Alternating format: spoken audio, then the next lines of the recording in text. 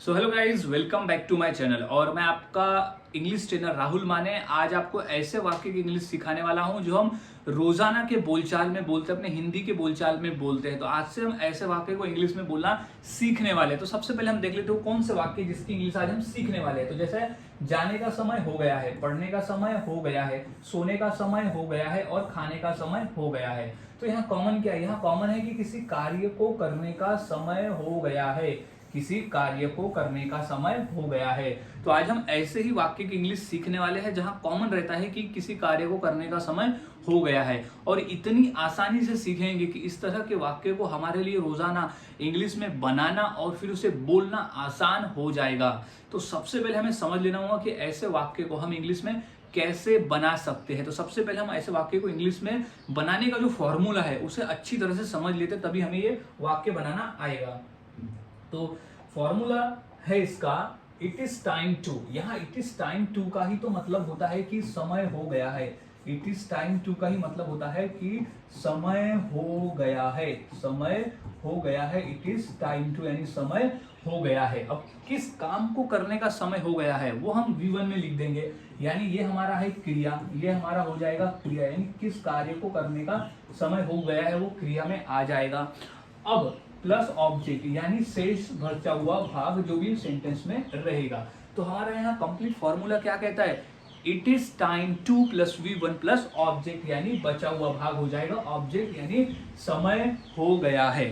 तो अब हमने फॉर्मूले को अच्छी तरह से समझ लिया, तो अब हम आगे फॉर्मूले के आधार पर वाक्य को इंग्लिश में बनाना सीखते हैं। तो सबसे पहला प्रश्न यानी वाक्य हमारा है कि जाने का समय हो गया है। अब कौन से कार्य करने का समय हो गया है? तो जाने का समय हो गया है।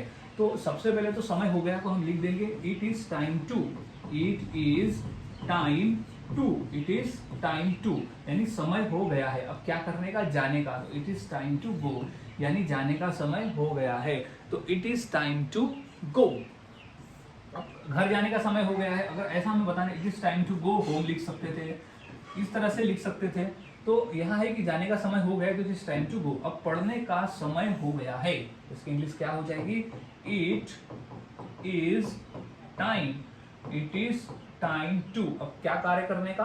पढ़ने का। एक तो it is time to read यानी पढ़ने का समय हो गया है, तो it is time to read. तो इस तरह से वाक्य बनाए जाते हैं और बोले जाते हैं। काफी आसान है, बस फॉर्मूले को याद में रखना होता है और फॉर्मूले के आधार पर वाक्य को बनाना होता है। अब नेक्स्ट वाक्य देख लेते हैं और कि सोने का समय हो गया है। अब हम रात को खाना खाते हैं और बोलते हैं कि अब सोने का समय हो गया, अब सो जाते हैं। तो चलो सोने का समय हो गया है, तो अब सोने का समय हो गया है, तो समय हो गया है के लिए आ जाएगा it is time, it is time to यानी समय हो गया, इट इज टाइम टू। तो इट इज टाइम टू क्या करने का? सोने का। तो इंग्लिश में हो जाएगा sleep. It is time to sleep यानी सोने का समय हो गया है। तो it is time to sleep, सोने का समय हो गया है। अब घर जाने का समय हो गया है, तो इसकी इंग्लिश क्या हो जाएगी? It is time, it is time to यानी समय हो गया, तो इट इज टाइम टू घर जाने का। तो गो यानी जाना, होम यानी घर, तो it is time to go home यानी घर जाने का समय हो गया है। तो it is time to go home. तो गाइज इस तरह से वाक्य बनाए जाते हैं और बोले जाते हैं। काफी आसान है, बस फॉर्मूले को याद में रखना होता है। और वाक्य देख लेते हैं, जैसे खाने का समय हो गया है, हम अब भूख लग रही है, अब खाने का समय हो गया है, तो इसकी इंग्लिश क्या हो जाएगी? तो सबसे पहले तो हो जाएगी फॉर्मूले के आधार पर इट इज टाइम टू।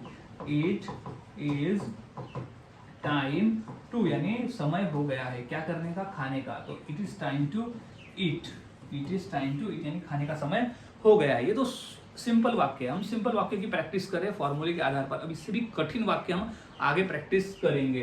तो लेकिन ये जो फॉर्मूले के आधार पर जो आसान आसान वाक्य इसकी प्रैक्टिस हम पहले कर रहे हैं। अब दौड़ने का समय हो गया है, तो दौड़ने का समय हो गया, तो समय हो गया कि इंग्लिश क्या होगी?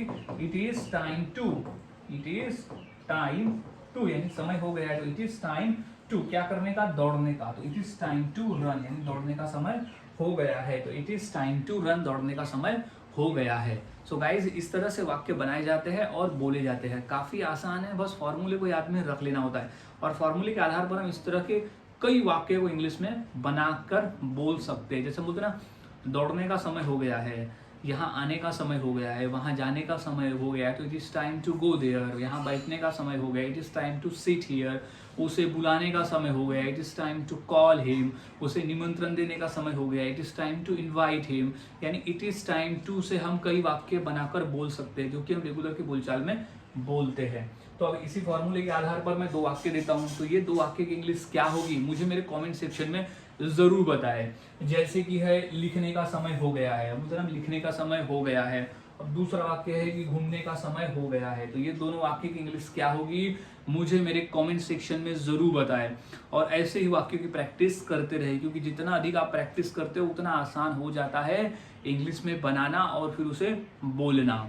सो मिलता हूँ ऐसे ही और नए क्लास के अगले वीडियो में। तब तक के लिए चैनल के साथ बने रहे, वीडियोस को देखते रहे और इसी तरह से रोजाना इंग्लिश की प्रैक्टिस करते रहे फॉर्मूले के आधार पर।